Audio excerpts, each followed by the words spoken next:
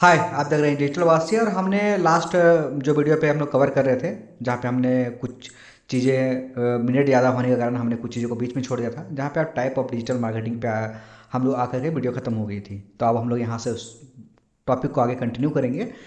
पर उससे पहले कुछ चीज़ें जो है मैं ऐड ऑन करना चाहता हूँ कि जैसे कि जो भी वीडियो ख़त्म होने के बाद जो भी आपको टास्क दिया जाए, वो टास्क को आपको कंप्लीट करना है। वो वीडियो को नीचे में भी आप लिख सकते हैं, चैट सेक्शन में भी लिख सकते हैं, और मुझे पर्सनल मैसेज भी कर सकते हैं। और हमारे जितने भी सोशल मीडिया साइट है वहाँ पर भी आप जा करके वो सारे टास्क को सबमिट कर सकते हैं, क्योंकि जिनके टास्क ज़्यादा सबमिट्स होंगे, जिनके ज़्यादा एक्यूरेट टास्क होंगे, उनको मिलेगा बहुत सारे प्रीमियम्स टूल्स, जो कि कोर्स कंप्लीट होने के बाद आपको बहुत ज़्यादा क्लाइंट को हेल्प करने में काम आएगा, जिसके प्राइसेस अप टू $1000 भी हो सकती हैं। तो काफ़ी सारे टूल्स आपको फ्री में मिलेंगे हमारी तरफ से आपको ग्रो करने के लिए। तो अब इस बारे में हम लोग आगे कंटिन्यूसली वीडियो पे अपडेट करते रहेंगे। तो सबसे पहले अभी हम लोग इस टॉपिक को कंप्लीट करते हैं। तो लास्ट हम लोगों ने इसी टाइप्स ऑफ डिजिटल मार्केटिंग के पहले हम लोग थोड़ा बहुत इसको एक रिकैप हम लोगों ने कर लेते हैं, जहाँ पे हम लोग फीचर के बारे में बात की थी, जहाँ हमने बात किया था इसके मार्केट साइज़ के बारे में, इंट्रोडक्शन पे हम लोगों ने बात किया था, उसको डिजिटल कम्युनिकेशन के बारे में हम लोगों ने डिस्कशन किया था। और उसके अलावा B2C B2B के बारे में हमने बात की थी। उसके बाद B2C और B2C में क्या डिफरेंसेस है, इस बारे में हमने बात किया था। इसके साथ साथ और भी कई तरह की जो चीज़ें हैं, हमने इस चीज़ों को क्लियर किया था। कोई भी डाउट हो तो आप बिल्कुल भी पूछिए, क्लियर करें। कोई भी डाउट हो तो उसको कमेंट करके चैट बॉक्स में जहाँ है वहाँ पे क्लियर करें, पर क्लियर जरूर करें। कुछ लोग डाउट्स क्लियर नहीं करते हैं। तो अभी हम लोग यहाँ बात करते हैं कि डिजिटल मार्केटिंग के कितने टाइप होते हैं। तो पहली बात कि जब टाइप के बारे में मैं बात कर रहा हूँ ना, तो वहाँ पे काफ़ी सारे टाइप आ जाएंगे। यहाँ पे जो टाइप यहाँ पे जो हमने इंडिकेट किया है, वहाँ पे हमने लिखा है कि वे आप डिजिटल मार्केटिंग को करते कितने तरह से हैं। ठीक है।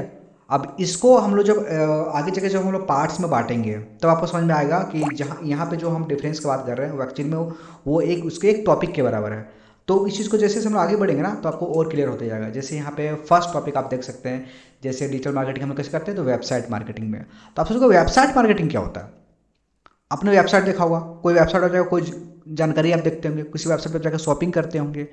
तो वेबसाइट मार्केटिंग क्या होता है। फिर एक टर्म आता है, अब वेबसाइट तो चलो फिर भी बहुत लोग सुने हुए होंगे, एक होता है अफिलिएट मार्केटिंग।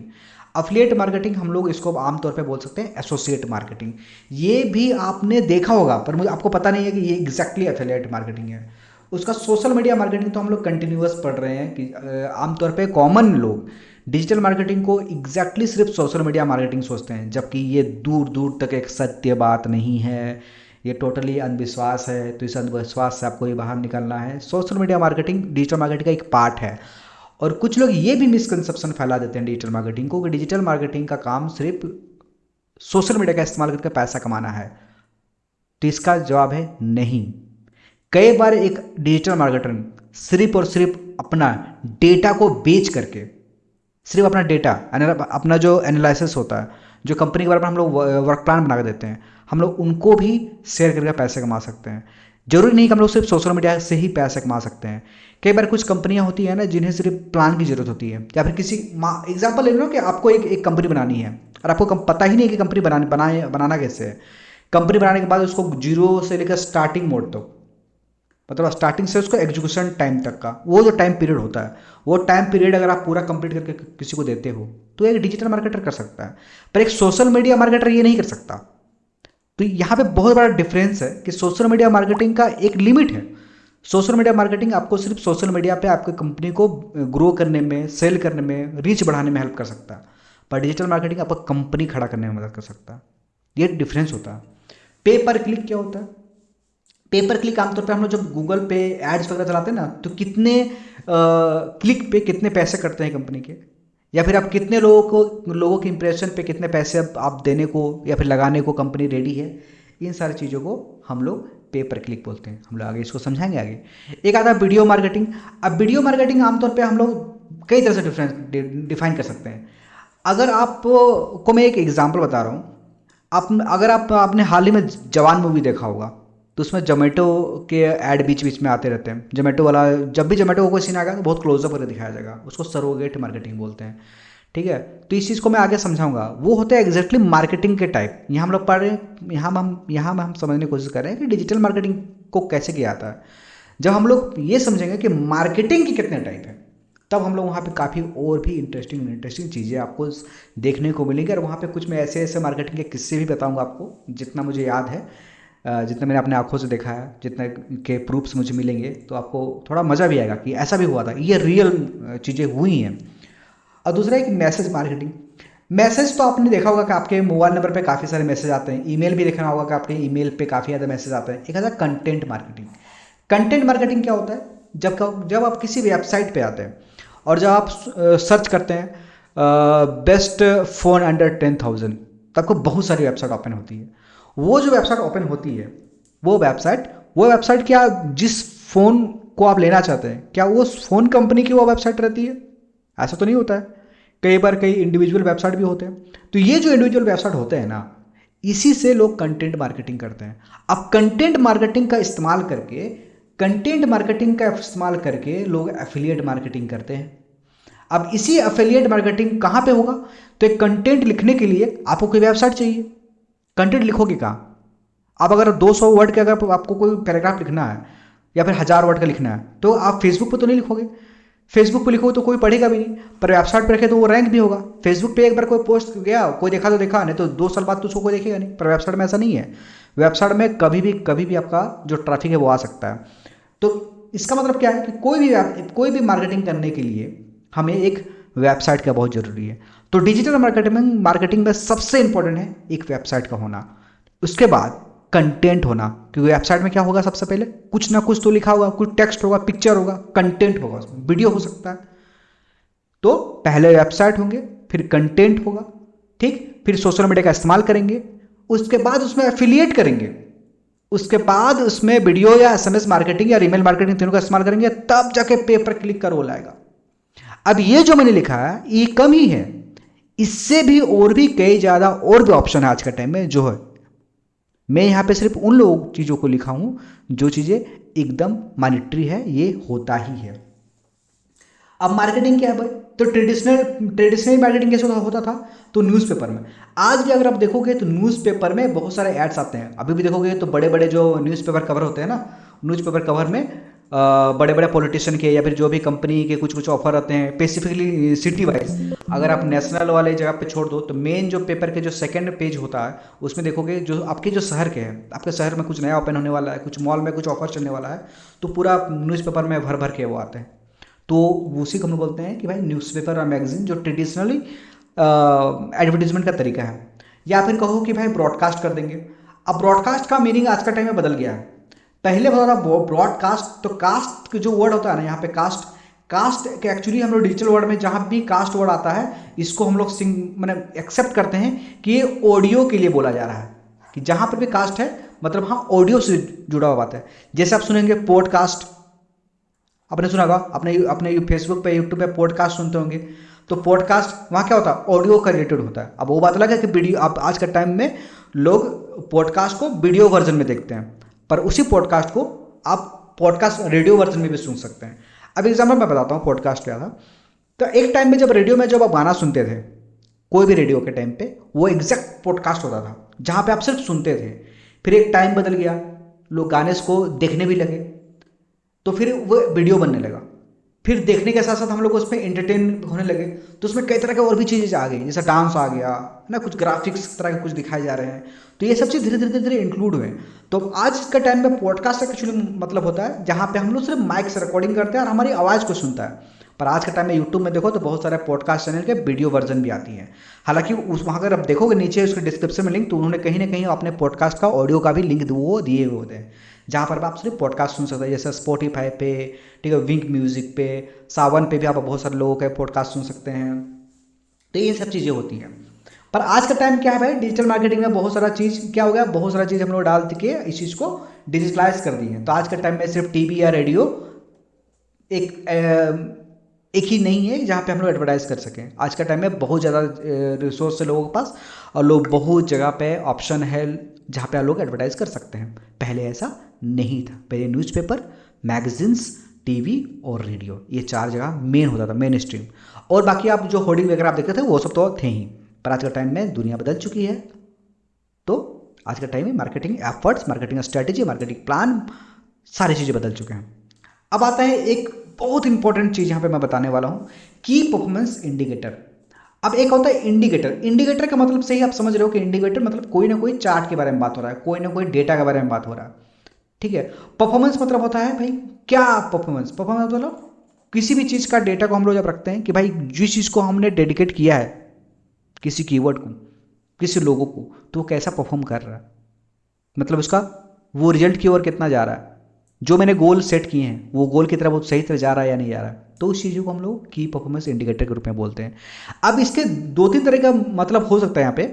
अब यहाँ पे हम लोग जब एसईओ में पढ़ेंगे की परफॉर्मेंस इंडिकेटर तो उसका मीनिंग यहाँ पर थोड़ा डिफरेंट आएगा, पर अब लोग जब हम लोग यहाँ पढ़ रहे हैं तो यहाँ पे इसका मतलब बहुत सिंपल होता है कि जब भी कोई ऑर्गेनाइजेशन कोई गोल सेट करती है तो कोई एक स्ट्रेटेजी फॉलो करती है।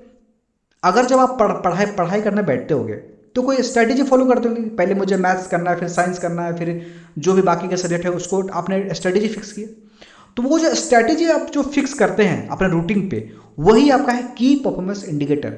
अब उसमें से किसी एक खास टाइम में आप अगर आप मान लो कि रात को आप 7 बजे आप पढ़ने वाले थे मैथ्स, पर उस टाइम में कोई अच्छा मूवी आ गया, आप मूवी देख लिए, तो वो हम लोग यहाँ मानेंगे कि यहाँ पे आपका जो की परफॉर्मेंस इंडिकेटर था यानी कि मैथ्स वाला टाइम वो खराब हो गया, वह डैमेज हो गया, वो अपना गोल का अचीव नहीं कर पाया। तो इस तरह से हम लोग बहुत अलग अलग टाइप के परफॉर्मेंस इंडिकेटर सेट करते हैं अपने गोल को पास जाने के लिए। तो यहाँ पे वही चीज़ बोला जा रहा है कि हम लोग मार्केटिंग कंपेयर कोई भी लॉन्ग टाइम गोल को अचीव करने के लिए या फिर अपना जो विजन है उसको कंपेयर करने के लिए हम लोग की कंपनी या ऑर्गेनाइजेशन या वेबसाइट पे सब कुछ सही चल रहा है या नहीं चल रहा है, उसके लिए वो बहुत सारे की परफॉर्मेंस इंडिकेटर बनाते हैं। मैं बार बार बताता रहा हूँ, एक की परफॉर्मेंस इंडिकेटर यहाँ पे है और एसईओ के टर्म्स में, एसईओ के टर्म्स में थोड़ा सा चीज़ें डिफरेंस हो जाएंगी। जब इसी को हम लोग डेप्थ में पढ़ेंगे तो मीनिंग थोड़ी बदल जाएंगी। यहाँ मैं थोड़ा सा समझाने के लिए समझा रहा हूँ। तो यहाँ पे हम लोग क्या देखते हैं, strategies, financial goals, achievement, operational activities, है ना, इवन मार्केटिंग कैंपेन। ये जो तो मैंने दिखाया यहाँ पे 5 चीज़ें, इस 5 चीज़ों को बहुत इंपॉर्टेंट रखता है की परफॉर्मेंस इंडिकेटर में। क्या क्या, कॉर्पोरेट स्ट्रेटेजी, अगर कोई कंपनी ने कोई स्ट्रेटेजी बनाया है तो उसका स्ट्रेटेजी कितना काम आ रहा है। फाइनेंशियल गोल क्या है, फाइनेंशियल गोल का मतलब यहाँ पे क्या है कि कोई भी कंपनी एक लिमिटेड बजट में काम करती है।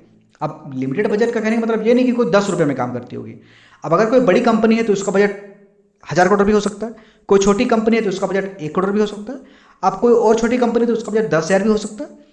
तो फाइनेंशियल गोल मतलब जितना उन्होंने अपना बजट दिया है उस फाइनेंशियल एड में क्या वो उतना पहुंच पा रहे हैं, वो क्या जितना उन्होंने एक गोल सेट किया वो गोल को अचीव कर पा रहे हैं, ये इंपॉर्टेंट है। इसी को हम लोग की परफॉर्मेंस इंडिकेटर के रूप में आमतौर पे हम लोग कंपेयर करते हैं या फिर इसको डिफाइन करते हैं।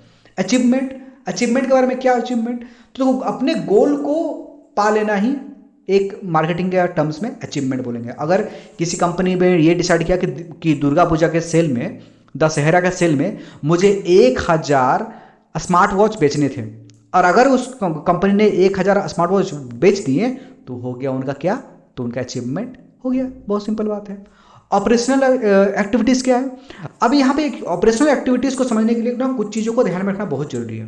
पहला, अगर हम लोग इसको एग्जांपल के तौर पर लेते हैं कि अगर आपका एक टेक कंपनी है या फिर आप ऑनलाइन कुछ बेचते हैं, तो ऑनलाइन बेचने के लिए आपको क्या चाहिए, एक सेलर अकाउंट अमेजन पे या फ्लिपकार्ट पे या फिर मेसो पे, ठीक है, या फिर शॉप्सी पे या फिर नापतोल पे। आपने एक अकाउंट तो बना लिया। अब अकाउंट बनाने के बाद आपने प्रोडक्ट लिस्ट कर दिया, पर जैसे ही कोई वहाँ से बाय करेगा आपका प्रोडक्ट, तो आप शिप कैसे करोगे, शिप तो आप खुद नहीं कर सकते हो ना। हिमालय में अगर कोई ऑर्डर आ जाएगा तो आप शिप कर पाओगे, या फिर साउथ से कोई ऑर्डर आ गया, नॉर्थ ईस्ट से कोई ऑर्डर आ गया, तो आप तो नहीं शिप कर पाओगे। आप अपने आसपास के 5 किलोमीटर में शिप कर सकते हो। तो उसके लिए क्या चाहिए, आपको कोई ना कोई एक ऐसा चाहिए जो आपको शिप करा कर दे। तो वो जो कंपनी है, वो जो प्रोसेस हो रहा है, वो ऑपरेशनल प्रोसेस ही है। जब आप जहां से आप माल ला रहे हो, जहां से माल आपका जा रहा है, वो सारा क्या है, ऑपरेशनल एक्टिविटी है। तो वो ऑपरेशनल एक्टिविटी सही टाइम पे हो रहा है या नहीं हो रहा, कि मैंने सोचा है कि मेरा जो ऑर्डर है वो 2 दिन में डिलीवर होना चाहिए, तो वो 2 दिन में डिलीवर हो रहा है या नहीं हो रहा, ये आपका ऑपरेशनल एक्टिविटी है। क्योंकि अगर आपका एक भी दिन का ऑपरेशनल एक्टिविटी गड़बड़ होती है तो इससे कस्टमर के पास लीड डिले होता है, इससे आपका ब्रांड इमेज डैमेज होता है। तो ये ऑपरेशनल एक्टिविटी को मैनेज करना बहुत मुश्किल होता है कोई भी कंपनी के लिए, बहुत ज़्यादा, ठीक है। अब होता है मार्केटिंग कैंपेन। जब भी कोई कैंपेन वर्ड सुनेंगे तो यहाँ पे कोई एड्स के बारे में बात कर रहा है। कोई भी ऐसा ऐड, जैसे मान लो अभी लेस का ऐड आ रहा है, अभी वर्ल्ड कप का टाइम है जहाँ पे धोनी ऐड कर रहे हैं, तो यहाँ पे हम लोग बोलेंगे कि धोनी क्या कर रहा है, अभी एक लेस का कैंपेन कर रहे हैं, जैसे वर्ल्ड कप खत्म हो जाएगा ये ऐड भी खत्म हो जाएगा। समझ रहे बात? तो एक मार्केटिंग कैंपेन है। अब की परफॉर्मेंस इंडिकेटर को हम लोग कैसे इस्तेमाल करते हैं, तो ब्लॉग लिख के, ठीक है। क्लिक थ्रू रेट, यहाँ पे हमने थोड़ा गलती करी है, यहाँ पे एक डैश है कि यहाँ पे होगा क्लिक थ्रू रेट, CTR हम लोग इसको बोलते हैं। यूट्यूब पे भी दिखेगा कि जब कोई यूट्यूबर के बारे में बताएगा ना, तो आप सर्च करोगे तो मिलेगा आपको कि CTR कितना है।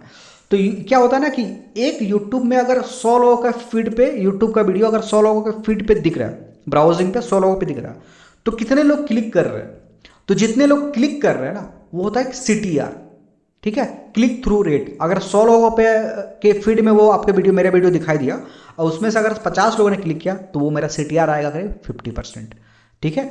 तो कम से कम जैसे यूट्यूब के केस में बोला जाता है कि 5 से 6% का जो CTR है उसे बहुत अच्छा माना जाता है, 5 से 6%। तो आप सोच सकते हैं सिर्फ 5 से 6% का अगर आपका यूट्यूब पे अगर क्लिक हो तो कितना अच्छा माना जाता है, पॉजिटिव माना जाता है 5 से 6% रेट को। दूसरा कन्वर्जन रेट, कन्वर्जन रेट भाई जो भी आप कैंपेन चला रहे हैं वो कैंपेन अगर आपका पॉजिटिव हो रहा है या नहीं हो रहा। दूसरा ट्रैफिक ऑन सोशल मीडिया, दूसरा वेबसाइट ट्रैफिक। तो इन सारी चीज की हम लोग जब कभी की परफॉर्मिंग इंडिकेटर करते हैं डिसाइड, तो इन सारी चीज़ों को उसमें मेन रहता है रोल, जहाँ पे इन सारी चीज़ों को हम लोग इंक्लूड करते हैं। अब आएगा प्रमोशन। तो प्रमोशन कोई भी कंपनी, अब ये पूरा का पूरा लिंक अब चेंज हो रहा है, ठीक है, जितना भी मैं आपको बता रहा था वो सारा चीज़ अब चेंज हो रहा है कि पूरा का पूरा प्रमोशन जो हम लोग करते हैं। तो प्रमोशन का भाई सिंपल एक तरीका होता है कि भाई पैसे लगाओ, ऐड डालो, कोई एक्ट्रेस को लाओ, ऐड डालो और सिर्फ कंपनी का प्रचार करो। तो उससे क्या होता है ना, उससे आपका ब्रांड नेम या ब्रांड इमेज तो बढ़ता है, पर कस्टमर अट्रैक्ट कैसे होता है, ठीक है। तो यहां पे हमने कुछ तरीका दिया है जहां पे कस्टमर अट्रैक्ट होते हैं। तो क्या करना है, पहले गिव अवे देना है। आप देखेंगे यूट्यूब पे काफ़ी सारे लोग गिव अवे देते हैं, डिस्काउंट देते हैं, कॉन्टेस्ट करवाते हैं। जैसे हमारे भी यहाँ पे कॉन्टेस्ट है, तो लेकिन हमारे यहाँ पे मार्केटिंग करने के लिए नहीं है, वो ट्रू कॉन्टेस्ट है, ठीक है। फ्री सैंपल देते हैं, ठीक है। क्रॉस सेलिंग करते हैं। क्रॉस सेलिंग ये काफ़ी इंटरेस्टिंग चीज़ है, हम लोग बताते हैं यहाँ पे। क्रॉस सेलिंग क्या होता है, तो मान लो कि एक प्रोडक्ट है, ठीक है, एक प्रोडक्ट है परफ्यूम का, या फिर कोई भी एक प्रोडक्ट है, यहाँ पे कुछ भी एक क्या पता नहीं क्या ही फिगर बन गया ये, तो कोई भी एक प्रोडक्ट है। अब इस प्रोडक्ट को हम लोग ऐसा मान के चलते हैं, चलो ये कि यहाँ पे हम लोग प्रोडक्ट की जगह पे एक गुड़िया बना देते हैं, हालांकि बहुत ख़राब गुड़िया बनाऊंगा, ये गुड़िया है। अब इस गुड़िया में बहुत सारे बाल हैं, अब एग्जाम्पल मैं देता हूँ, बाल है। अब ये क्या है, एक टॉय है, लड़कियों का खेलने वाला एक टॉय है। अब एक हेयर एक्सटेंशन बनाने वाली company, toy hair extension example ले रहा हूँ, तो यहाँ पर हेयर एक्सटेंशन है। तो ये हेयर एक्सटेंशन बनाने वाली कंपनी क्या की, इस टॉय के साथ एक छोटा सा हेयर एक्सटेंशन का डमी भेज दी, ताकि बच्चे खेलते समय 2-3 बार बाल चेंज कर पाए।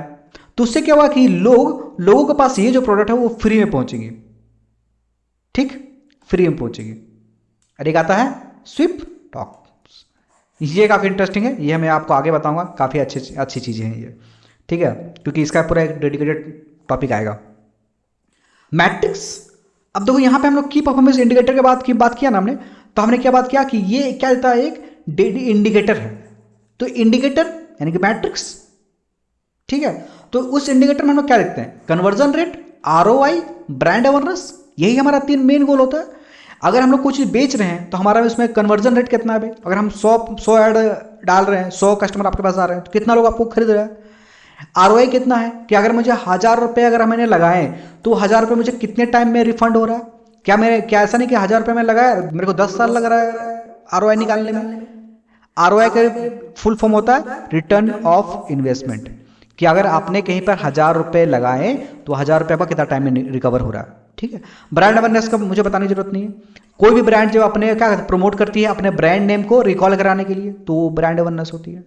तो कोई भी मैट्रिक्स में, कोई भी KPI में हमें इंपॉर्टेंट क्या होता है, इंपॉर्टेंट होता है कन्वर्जन रेट, ROI और ब्रांड अवेयरनेस। क्योंकि अल्टीमेटली अगर किन्हीं का कन्वर्जन हो रहा है तो कंपनी प्रॉफिट में ही जाएगी। दूसरा कि अगर किन्हीं का रिटर्न ऑफ इन्वेस्टमेंट निकल जा रहा है, ठीक है, अगर किसी कंपनी को तुरंत आया कि परफॉर्मेंस इंडिकेटर सेट करने के बाद उनका ROI क्लियर हो गया, तो वो अब उनसे बड़ा और क्या चाहिए कि बहुत इतना कम टाइम में उनका ROI निकल गया, क्योंकि ROI के बाद तो प्रॉफिट ही होंगे। दूसरा, चलो मान लो किसी का कन्वर्जन नहीं हुआ, मान लो किसी का ROI नहीं मिला, पर अगर उनका ब्रांड अवेयरनेस अगर बहुत अच्छा सॉलिड हो रहा है तो उससे फायदा क्या होगा कि आने वाला टाइम में उनके प्रोडक्ट को लोग खरीदेंगे, परचेस करेंगे, या लोग याद तो करेंगे ही। ठीक है, अब यहाँ पे एक आता है SEO, डिजिटल मार्केटिंग का बहुत इंपॉर्टेंट टूल है SEO। इसको हम लोग बोलते हैं सर्च इंजन ऑप्टिमाइजेशन, याद रखिएगा। ठीक है, सर्च इंजन ऑप्टिमाइजेशन। ठीक है, ये याद रखिएगा आप लोग, ये बहुत इंपॉर्टेंट होता है। और इसका एक ये बहुत डीप होता है, बहुत डीप। एक अच्छा खासा एक SEO एक्सपर्ट एक एक प्रोजेक्ट के 2-2 लाख, 3-3 लाख, 4-4 लाख तक लेते हैं एक प्रोजेक्ट के। ठीक है, तो डिजिटल मार्केटिंग में अगर सबसे कोई पेचीदा काम है तो वो ये है। ठीक है, लेकिन आज के टाइम में यूट्यूब पर अगर आप देखोगे तो हर दूसरा आदमी SEO खुद को SEO एक्सपर्ट बोल रहा होता है। लेकिन भाई SEO बच्चों को खेलने की चीज़ नहीं है, बहुत मेहनत का काम होता है, बहुत बारीक काम होता है, बहुत डेडिकेशन वाला काम होता है, सबसे टफेस्ट काम है, टाइम टेकिंग काम है। ऊपर से इसमें गारंटी भी नहीं है कि जो आप किस कस्टमर कर रहे हैं वो होगा। तो बस इसमें स्ट्रेटेजी पे भरोसा किया जाता है, वेट किया जाता है, टाइम का वेट किया जाता है, और परफॉर्मेंस कभी ना कभी तो रिजल्ट देता ही है। ऐसा मैं इसको नेगेटिव नहीं बोल रहा हूँ, लेकिन बहुत मेहनत का काम है, पर बहुत पेशेंस और बहुत मेहनत और बहुत सारा पैसा भी मिलता है। अब वो SEO क्या होता है? SEO को बहुत सिंपल शब्द में बताता हूँ। अगर मान लेते हैं कि अगर हमारा कोई वेबसाइट है, अगर मैं ये मान लूँ कि मैंने एक बनाया वेबसाइट डिजिटल वासी, हमने एक वेबसाइट बनाया digitalwasi.com। अब अगर कोई ये सर्च करता है कि बेस्ट, ठीक है, best digital marketing in Ranchi, ठीक है, तो क्या हमारा डिजिटल वासी का जो वेबसाइट है वही टॉप पे आ रहा है या कोई और आ रहा है? तो आप अगर देखोगे तो कभी भी अगर देखोगे, कभी भी जो सर्च होता है ना, तो वहाँ पे यहाँ कोना पे जो रिजल्ट आता है वहाँ पे AD लिखा हुआ रहता है, वहाँ AD लिखा हुआ रहेगा, AD। तो जब भी कोई URL में अगर AD लिखा हुआ मतलब कि वो एड्स है, वो गूगल में वो उन्होंने पैसे लगाए हैं और उस वेबसाइट को रैंक कर रहे हैं। पर वैसा वेबसाइट जहाँ पे एड्स नहीं लिखा हुआ और अगर वो फर्स्ट में आ रहा है तो समझ लेना कि उसमें बहुत तगड़ा SEO किया गया है। SEO का मतलब कि जो कीवर्ड वो टारगेट कर रहे हैं, अगर उस कीवर्ड को अगर इंटरनेट में कहीं भी लिखोगे तो उनका ही वेबसाइट या उनका ही ब्लॉग या उनका ही सोशल मीडिया नेटवर्क ऊपर आएगा फर्स्ट में। जितना SEO मजबूत होगा, कंपनी का ग्रोथ उतना स्ट्रांग होगा, कोई भी ब्रांड उतना स्ट्रांग होगा। आज के टाइम में अगर आप सर्च करोगे बेस्ट ब्लूटूथ क्या बोलते हैं स्पीकर, तो क्या कौन सा वेबसाइट आएगा? बोट आपका आ जाएगा, मीवी आ जाएगा, फिलिप्स आ जाएंगे। तो ये सब क्या हुआ है? यही सब क्यों आ रहा है? बाकी आपके लोकल जो मार्केट में आते हैं, पूरा लोकल जो 200, 250, 300 मिल जाते हैं, वो तो नहीं आते हैं टॉप में। क्यों? क्योंकि वो लोग SEO नहीं कर, एक तो या तो करा नहीं पाते होंगे, या फिर वो जो बड़े ब्रांड्स हैं वो काफ़ी ज़्यादा पैसे खर्च करते हैं अपने SEO पे। तो SEO पे हम लोग आगे पूरा का पूरा एक डेडिकेटेड पूरा का पूरा एक रहेगा इसमें। और भैया इस वाले जो कोर्स है, इस कोर्स में SEO का हम लोग बहुत डीप हम लोग नहीं पढ़ेंगे, हम लोग उतना पढ़ेंगे जितना में हमारा काम बन जाएगा। ठीक है, बहुत डीप पढ़ना है तो उसका अलग कोर्स होता है, उसका बहुत लंबा टाइम टेकिंग टाइम होता है। तो इसको हम लोग आगे भी कंटिन्यूस देखेंगे, तब तक हम लोग आगे वेट करते हैं। अब कंक्लूजन में क्या हम लोग आते हैं और देखते हैं डिजिटल एजेंसी। अब जो भी आप ये कोर्स सीख रहे हैं तो उसका मतलब क्या है, उसका लास्ट गोल क्या है? अब अगर आप ये कोर्स कर रहे हैं कंप्लीटली तो उसका अल्टीमेट 2 ही निकलता है, या तो आप एक फ्रीलांसिंग के तौर पे काम करेंगे फ्यूचर में जाकर के, या फिर आप एक डिजिटल एजेंसी के रूप में बाद में बनाएंगे। जैसे आज के टाइम में मैं फ्रीलांसिंग भी काम करता हूँ और डिजिटल एजेंसी भी है हमारा, जिसमें हम लोग कई सारी कंपनियों को सर्विस देते हैं, जहाँ वेबसाइट डेवलपमेंट हो, चाहे सोशल मीडिया मार्केटिंग हो, SEO करना हो, वो सारी चीज़ों को सर्विस हम लोग दूसरे कंपनियों को देते हैं। ठीक है, लेकिन आप एज एन इंडिविजुअल अगर घर से काम करते हो या फिर कोई ऐसी जगह पर रहते हो जहाँ पर आप दूर रहते हो, कोई ऐसी जगह पर जहाँ पर आप मेन सिटी में नहीं रहते हो, ठीक है, तो ऐसे जगह पे आप फ्रीलांसिंग करके बहुत ज़्यादा पैसा कमा सकते हो। तो यहाँ पर डिजिटल एजेंसी के बारे में हम लोग ने बताया है। तो डिजिटल एजेंसी में बस सिंपल इतना, डिजिटल एजेंसी में एक टीम होती है जो काम करती है, और फ्रीलांसिंग में आप अकेले होते हो जो काम करते हो।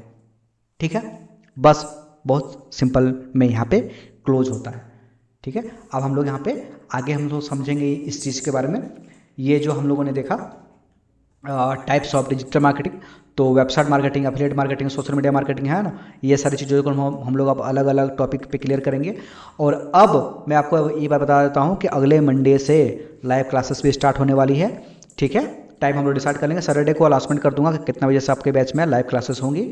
और जैसे कि इसमें वेबसाइट डिजाइनिंग जो आप देख रहे हैं, जैसे फर्स्ट वेबसाइट डिजाइनिंग, तो इसका अगर एक पूरा का पूरा टॉपिक स्टार्ट होता है, ठीक है, तो एक तरफ से हमारा एफिलिएट मार्केटिंग का टॉपिक स्टार्ट होगा, एक तरफ से हमारा सोशल मीडिया का टॉपिक स्टार्ट होगा। तो एक दिन हमारा थ्योरी होंगे जो आपको देखना है, दूसरा दिन हमारा प्रैक्टिकल होगा, ठीक है। या फिर थ्योरी प्रैक्टिकल हम लोग मिला करेंगे, जितना बेसिक हो सके हम लोग 1.5-2 घंटे में जितना कर पाएंगे उतना उसको हम लोग करेंगे और आगे समझेंगे कि किस तरह से और हम लोग इसको बेहतर कर पा रहे हैं। तो इसमें और भी अगर आपको कुछ भी डाउट्स वगैरह है तो आप लोग को कंटिन्यू पूछना है, समझना है। और भी कई तरह के जो इसमें प्रॉब्लम आपको लग सकते हैं, कंटिन्यूअसली आपको अटैच रहना है। कोई भी डाउट हो नीचे क्वेश्चन करना है। और इसी के साथ ये वीडियो को हम लोग अभी एंड करते हैं और नया वीडियो के साथ हम लोग आगे मिलते हैं। तब तक के लिए हंसते रहिए, खुश रहिए। जय हिंद।